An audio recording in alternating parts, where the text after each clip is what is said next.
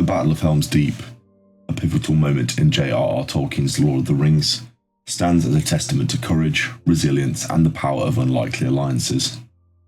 The desperate defence mounted by the Rohirrim and the few companions of Aragorn against the overwhelming forces of Saruman is etched in the annals of Middle-earth history.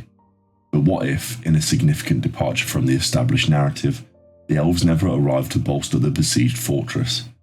What if the legion led by Haldir of Lorien remained within the Golden Wood, leaving the fate of Rohan solely in the hands of men?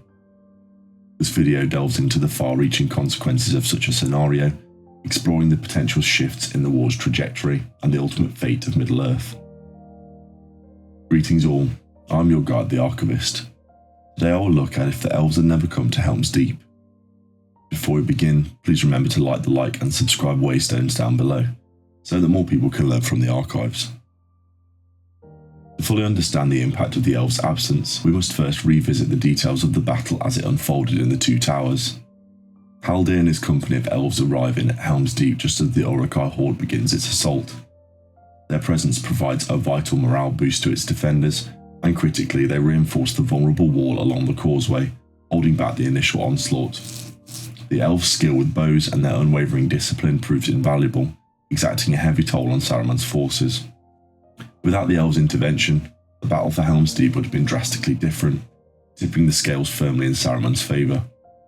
The initial assault on the causeway would likely have overwhelmed the defenders much quicker. The wall, lacking the Elves' steadfast defence and precise archery, would have been breached sooner, allowing the Uruk-hai to pour into Hornburg's outer bailey. The consequences of this early breakthrough are manifold. Firstly, the defenders would be forced to retreat into the Hornburg itself much earlier, losing valuable ground and tactical advantage. The fighting would become even more claustrophobic and brutal, favouring the larger, stronger Uruk-hai. Morale, already strained by the overwhelming odds, would plummet further as the defenders are pushed back. King Theoden, Aragorn and the Rohirrim warriors would find themselves faced with the grim reality. Their numbers, already significantly less than Saruman's, would dwindle rapidly in the relentless close quarters combat. The valiant efforts of Gimli and Legolas, though undoubtedly heroic, would not be enough to compensate for the absence of the Elven company. The explosives planted by Saruman's forces, the devastating final blow to the outer wall, would likely have had far more devastating impact. Without the Elves contributing to slowing the initial waves, the Uruk-hai would have been much closer to the Hornburg itself when the wall fell. This would have allowed them to exploit the breach more effectively, potentially leading to a complete rout of the defenders. The final desperate charge led by Theoden and Aragorn, intended to break the siege and buy time for Gandalf's arrival, would face insurmountable odds. Without the Elves having thinned the ranks of the Uruk-hai, this charge would likely have been cut down swiftly and brutally. Hope for Rohan and indeed the West would hang by a thread, if not being entirely extinguished. Let's consider the potential outcomes of this altered scenario. One possibility is the complete annihilation of the defenders of Helm's Deep. Saruman's victory would be absolute, leaving Rohan vulnerable to conquest. The land would fall under his iron rule, providing him with a strategic base from which to launch further attacks against Gondor. Another possibility, albeit a slightly more optimistic one, is that Theoden, Aragorn and a small remnant of the Rohirrim managed to escape the Hornburg. This escape, however, would be a Pyrrhic victory. They would be scattered and hunted, their forces significantly weakened. The Rohirrim would be unable to effectively resist Saruman's advance, and the White Mountains would offer little respite.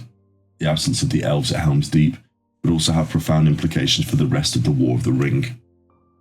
With Rohan conquered or crippled, Gondor would face the full might of Mordor and Isengard alone.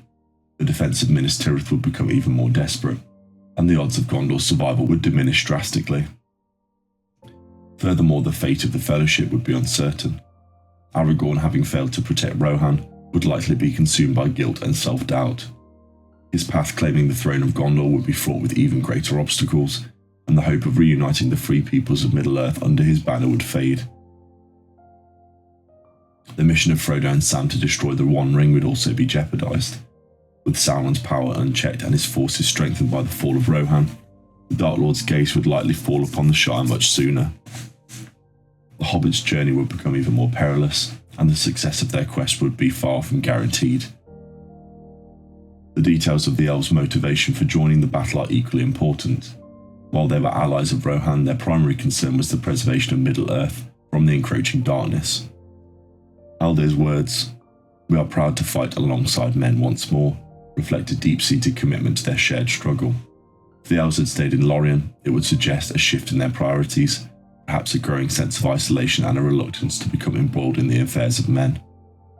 This isolationist stance would have far-reaching consequences for the future of the elven-human relations.